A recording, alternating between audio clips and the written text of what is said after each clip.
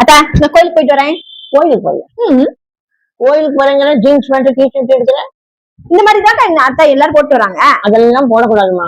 ஏன் ஏன் ஏன் ஏன் ஏன் உடை சுதந்திரம் எல்லாருக்கும் இருக்குது. கோயிலுக்குன்னு ஒரு புனிதத்தன்மை இருக்குதுமா. அதுக்கேற்ற மாதிரியான உடைகளை நம்ம கோயிலுக்கு அணிஞ்சிட்டு போக கூடாது. இது உனக்கு மட்டும் இல்ல, எல்லாருக்கும் நான் சொல்ற ஒரு வார்த்தை கேட்டுக்கங்க. குழந்தைகளுக்கு நீங்க கோயிலுக்கு அனுப்பும் போது அவங்க தனியா வந்தாலும் சரி, உங்களோட வந்தாலும் சரி, கண்டிப்பா எல்லா பெற்றோர்களும் இதை கவனிக்கணும்.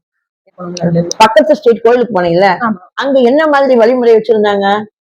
சாரி போடணும், இல்ல சுடிதார் போடணும். ஆண்கள் மேல் சட்டை அணியாம வேஷ்டி போட்டுதான் வரணும் அப்படி எல்லாம் இருந்தது. அந்த மாதிரி ரொம்ப கடுமையான இது கூட வேண்டாம், ஓரளவுக்கு பின்பற்றணும். நம்ம தமிழ்நாட்டிலயும் இருக்குது, சட்டம் எல்லாம் இருக்குது, அதை யாரும் வழிமுறைப்படுத்தல. அதுதான் பிரச்சனை.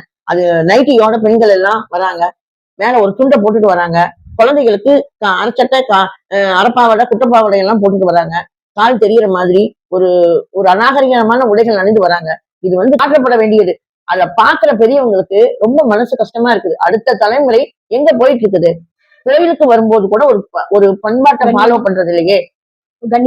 கண்ணியமான ஒரு உடை ஏன் அணிந்து வர மாட்டேங்கிறாங்க? இது எப்படி எல்லாருக்கும் சொல்றதுன்னு தெரியல.